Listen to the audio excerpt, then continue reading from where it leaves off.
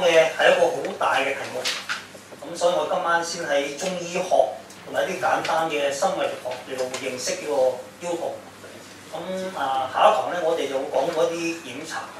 咁跟住我哋一路越講就越激動，越講越激烈，咁要喐手喐腳嘅咁所以希望大家有個互動。喺實驗室入邊，當一個人坐10分鐘以後，10分鐘好易咧。而家你哋未開始坐10分鐘，腰椎嗰個椎體與椎體中間有個椎間盤，呢個椎間盤咧10分鐘之後咧，佢嘅水分就會排出10%。咁排咗10%之後咧，基本上都係個個都係少嘅，唔會話坐20分鐘就排出10%，佢唔會嘅，因為佢有纖維層，有水核仍然撐住嘅。但係呢個水分咧就已經少咗1/10。呢個少咗1/10係好嚴重嘅，其實好嚴重，意味著咧，如果你要吸收翻1/10嘅水分，唔容易嘅，你要夜晚瞓覺，要瞓覺。因為一個債落嚟，一個債嚟，呢個少10，一個少10，一個少10，一個少10，加加埋埋就成4個椎間盤。你要夜晚瞓覺，我話你瞓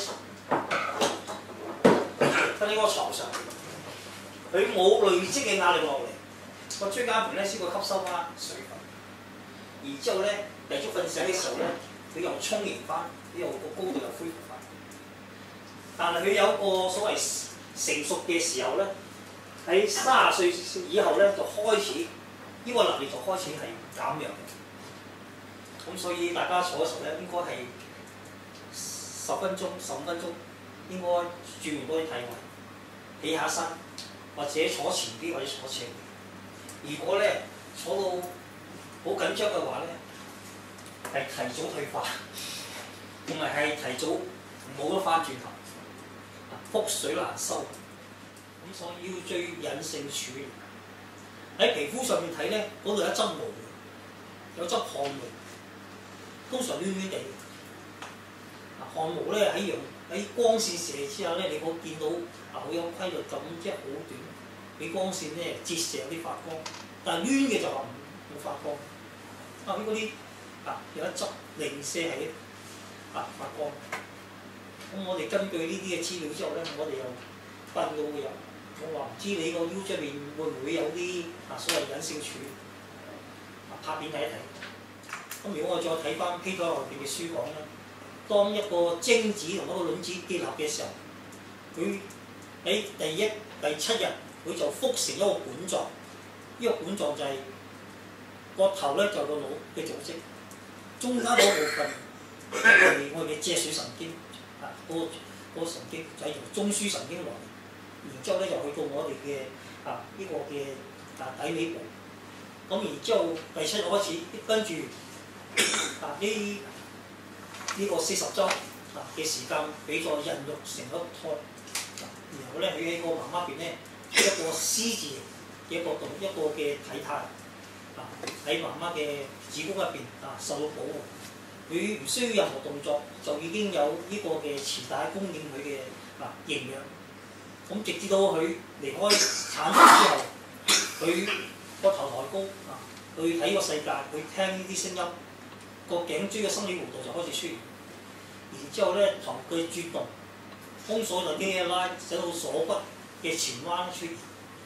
手嘅用力，手嘅大肌運動，導致到鎖骨嘅外彎就出現。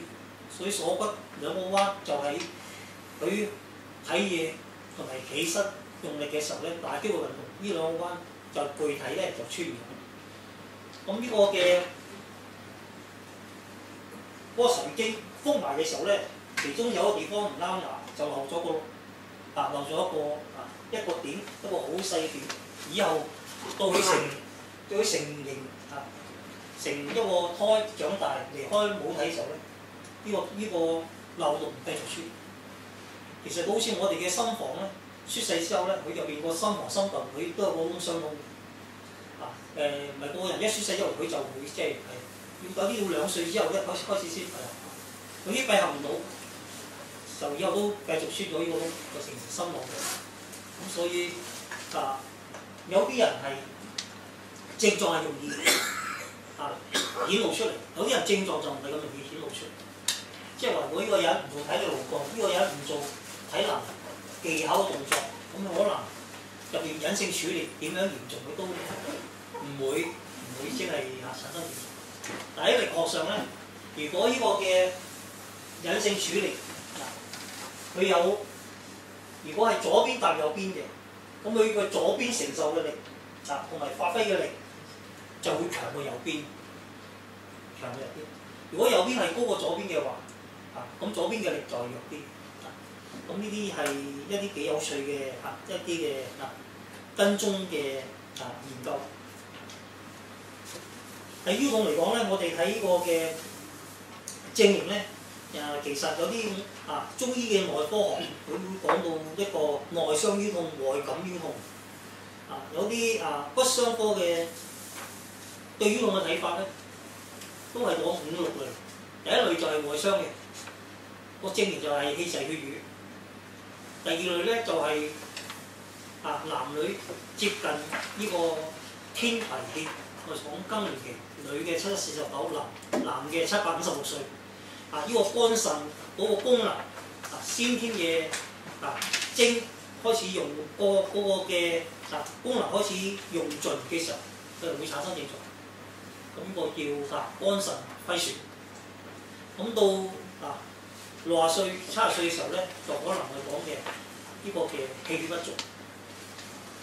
然後我再講到佢感受呢個六淫風寒濕邪嘅時候咧，各有偏盛。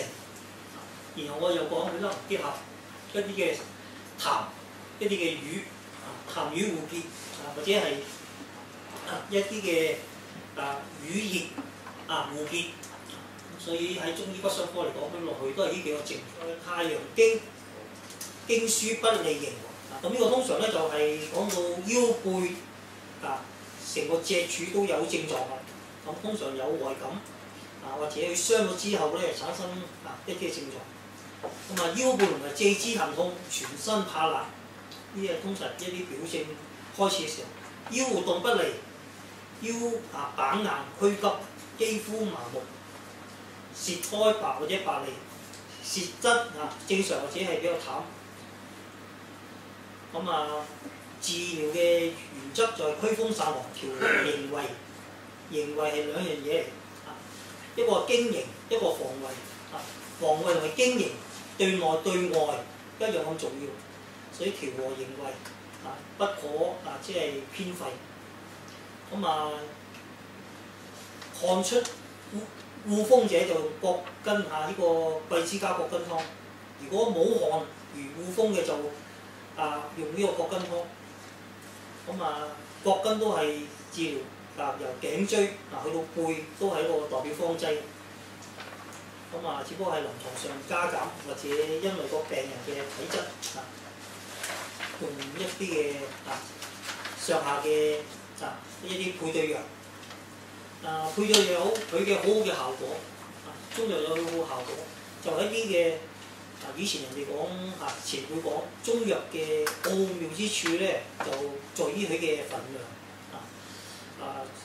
喺呢個元明之前嗰啲中醫嘅方書咧係冇標點符，好似啲碑文咁，全部都係格格都係寫晒字。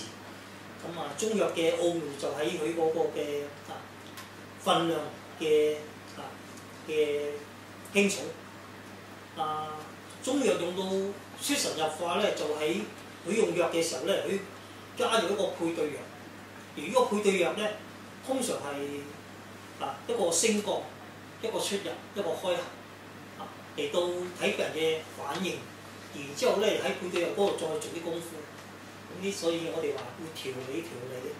呢啲嘅配對藥就係好多老前輩嘅十大之師嚟做嘅參考。以下嘅時間咧，我哋試下講腰痛嘅部位。腰大肌指點。講腰大肌指點有好多問題嘅喎，有啲人扁平足或者足庫舟骨，每行一路嘅時候咧，隻腳就會沉咗落去，即係每行一步嘅時候，隻腳就咁樣甩咗落去。甩咗落去咧，我哋叫外翻。當外翻嘅時候咧，就足弓下陷，足弓下陷咧，脛腓骨就打沉，脛骨平抬，帶住股骨外果就向下沉。然之後咧，呢個嘅髕骨喺出邊企度嘅時候咧，就會摩擦個髕骨，就會摩擦個外果。咁由於呢個呢個腳板底外翻下沉，成段都沉低，連嗰個股骨小丸子都下沉，腰大肌下沉，所以腰痛。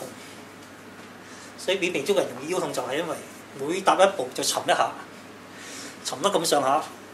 嗰啲肌肉疲勞咗冇力，腰肌有勞損就痛，所以啲人一交足弓或者着對靚嘅波鞋托住佢行得精神爽利，步步行，即係幾有彈性。好啦，咁跟住落嚟就係呢個團中紋底下關節。咁講腰痛咧，仲有幾個位係反應點嚟？第一你先睇腰嘅弧度，落到嚟呢個嘅下脊同埋坐節嘅一半呢個位，通常你輕撳佢咧，佢好痛嘅。如果有腰痛嘅病人，唔係喺呢個腰嘅弧度個邊位，呢個係臀中肌嘅後邊個邊位，即係有啲人腰痛成側住一邊，咁佢兩邊拉力唔同。你撳呢兩點，邊點痛啲，咁你知道佢冇腰痛，唔係真係痛係假痛。有啲係壓痛，有啲係攞架，有啲係愛嚟即係唔開心唔想返工佢就話腰痛。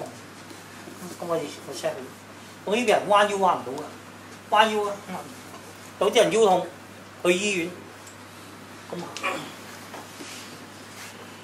醫生話你咩事啊？我腰痛，冇力行，好痛啊！醫生，好痛。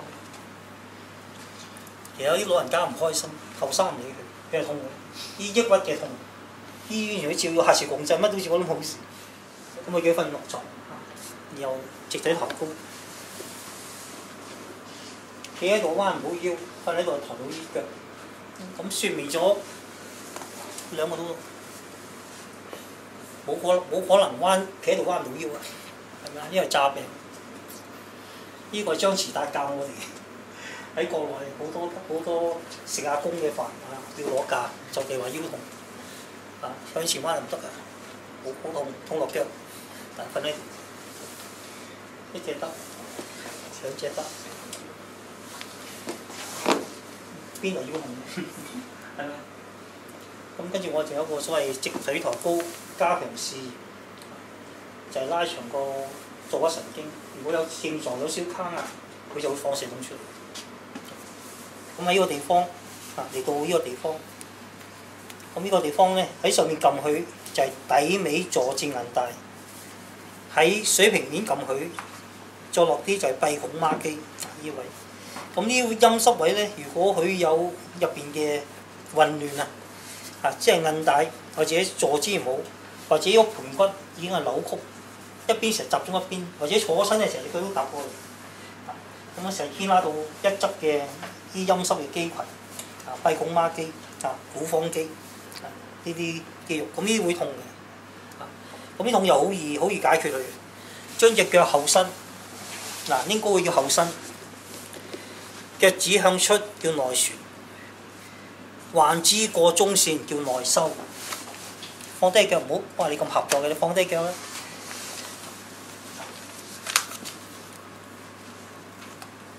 咁咧就係呢個動作，輕 hold 住佢1分鐘。咁撳下啲地方軟晒，正常都軟嘅，你試下撳下，好熱，係咪啊？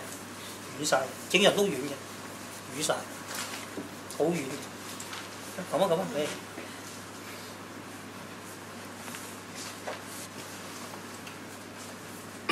即係如果唔係就係企個順嗰個比較堅實，好硬係嘛？因為痛咧就有肌肉緊張，入邊有淤塞，有肌張力增高。咁就唔會軟嘅手。唔係啊，你放咗佢就舒服。係啊，老人家好多，老人家70幾歲、80幾歲，60幾歲冇，70幾歲以上好多有㗎。不過有啲阿婆又怕醜唔講，有啲阿伯就要面子又唔出聲。如果你問佢，佢又講多嘢出嚟。好啦，我再總結下。